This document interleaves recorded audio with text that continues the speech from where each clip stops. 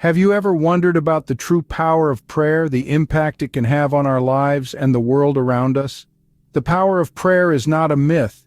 It's a potent force that transcends the boundaries of human understanding. It's a divine tool that, when wielded with faith, can bring about peace in turbulent times, provide healing in moments of pain, and instill strength when we're at our weakest. Consider the Psalm 91, a prayer that stands as a testament to this power. It's not just words strung together in a poetic fashion. It's a beacon of hope, an affirmation of trust, and a demonstration of unwavering faith in the divine. It's a prayer that has, for centuries, provided solace to those in distress, strength to the weary, and a shield to those under threat. Settle in as we delve into the profound depths of Psalm 91, verse by verse. Psalm 91, a source of comfort and strength for many, holds a wealth of wisdom and spiritual insights. Within its verses, this psalm serves as a sanctuary, a place where we are reminded of the divine protection promised to us.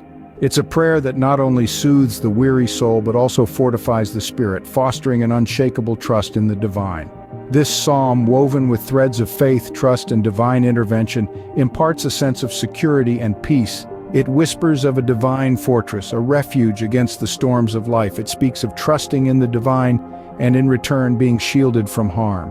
The verses of Psalm 91 bear a promise, a divine assurance that those who seek refuge in the divine shall be protected. It's a testament of faith, a beacon of hope, and a powerful prayer to break the bonds. Now journey with us as we dissect this psalm verse by verse. Psalm 91 begins, "He that dwelleth in the secret place of the Most High shall abide under the shadow of the Almighty." This verse is a profound testament to the enduring power of trust. When we dwell in the secret place of the Most High, it implies a deep, intimate relationship with God, a relationship that is built on trust. This trust is not passive, it is active, it is living. It is a trust that says, "I believe in you, God, and in your promises." The trust depicted in this verse is not a fleeting emotion, but a steadfast belief. It is the kind of trust that is cultivated over time through experiences, trials, and triumphs. It is an unwavering trust that stands firm even in the face of adversity. It is the kind of trust that allows us to abide, to remain under the shadow of the Almighty. Now, why a shadow? A shadow is an image cast by an object blocking the light. It is a reflection, a silhouette, a representation. When we abide under the shadow of the Almighty, we are under God's protection, under His care. We are in His presence, and in His presence there is safety, there is peace. This is the promise of Psalm 91 to those who trust in God. But it's more than just physical protection. When we trust in God, we are spiritually fortified, we are emotionally strengthened, we are mentally equipped. Trust in God encompasses all aspects of our being, providing us with holistic protection.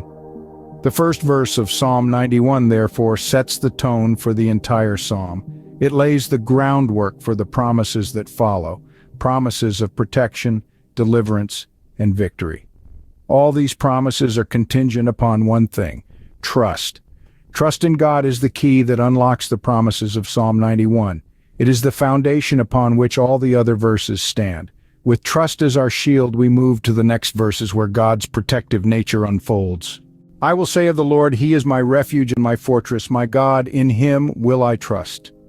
These powerful words from Psalm 91, verse 2, set the stage for a profound exploration of divine protection in the verses that follow. In this divine psalm, we find God's role as a protector emphasized time and again. A refuge, a fortress, a shield, and buckler. These are the metaphors used to describe the Almighty. Each of these symbols carries a sense of strength, of fortitude, of an unbreakable defense against the onslaught of life's many trials and tribulations. These metaphors are not chosen at random. They are designed to instill in us a sense of security and safety, a feeling of being guarded from all harm. The psalmist doesn't stop at simply stating that God is our protector. He goes on to illustrate how this divine protection manifests. He talks of being delivered from the snare of the fowler and the deadly pestilence. He speaks of protection during the night and the day, in darkness and in light. He assures us that even in the face of terrors and arrows, of pestilence and destruction, we shall remain unscathed. Such vivid descriptions of divine protection are meant to inspire trust. They encourage us to rely on God, to place our faith in His ability to keep us safe from harm. They remind us that no matter how daunting the danger, how overwhelming the odds, we are not alone. We have a protector who is infinitely strong, eternally vigilant, and unwaveringly faithful.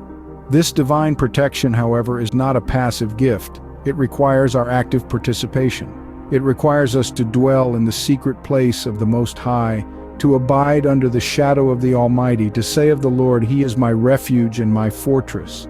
It requires us to trust in God, to surrender our fears and anxieties to Him, to let Him take the reins.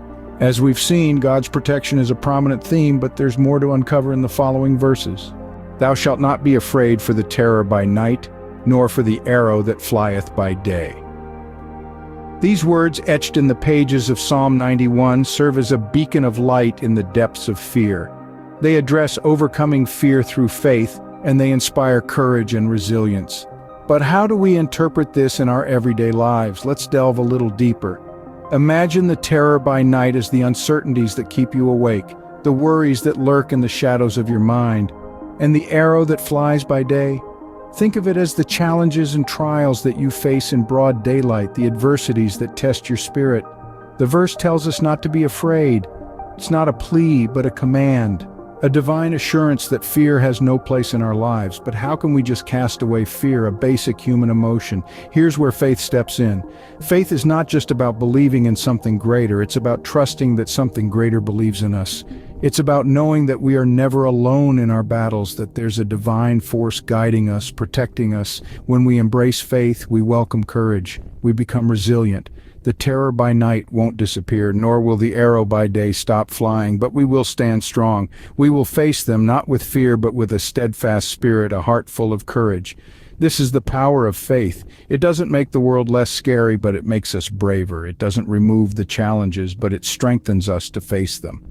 So when fear knocks on your door, remember these words. Remember that you have the power to overcome. Remember that you are stronger than your fears. Remember that you are guided, protected, and loved. Fear not, for God is with us, a powerful message indeed. But what does the final verse reveal? With long life will I satisfy him and show him my salvation. These profound words conclude the 91st Psalm, but their resonance continues far beyond the final verse. They encapsulate a promise, a divine assurance of salvation that is both comforting and empowering. This promise, however, is not an isolated proclamation. It's not a standalone guarantee. It's the crescendo of an entire symphony of faith, protection, and salvation that is Psalm 91. It's the culmination of an emotional and spiritual journey that we've embarked on through this divine piece of Scripture. Let's take a moment to reflect on that journey. We began with the power of prayer, exploring how it's not just a ritual, but a profound dialogue between the mortal and the divine. Through it, we express our deepest fears, hopes, and desires, and in return, we receive guidance, support, and reassurance. Next, we delved into the power of trust. We learned that faith is not just about believing in the existence of a higher power. It's about trusting that power, about surrendering to it, about letting it guide us through the tumultuous seas of life. Then we discovered the concept of divine protection. We understood how God's shield is not a physical barrier that blocks harm, but a spiritual one that gives us the strength to withstand it. Moving forward, we faced our fears, not by denying them, but by acknowledging them and understanding that they are a part of our human existence. We learned that overcoming fear is not about eliminating it, but about standing firm in the face of it, fortified by our faith. And finally, we arrive at the promise of salvation. This is not just a promise of life after death, but a promise of a life of purpose, of fulfillment, of satisfaction. It's a promise that transcends the physical and touches the spiritual. And so we see Psalm 91 is not just a prayer, but a testament to the power of faith, a beacon of hope, and a promise of divine protection and salvation.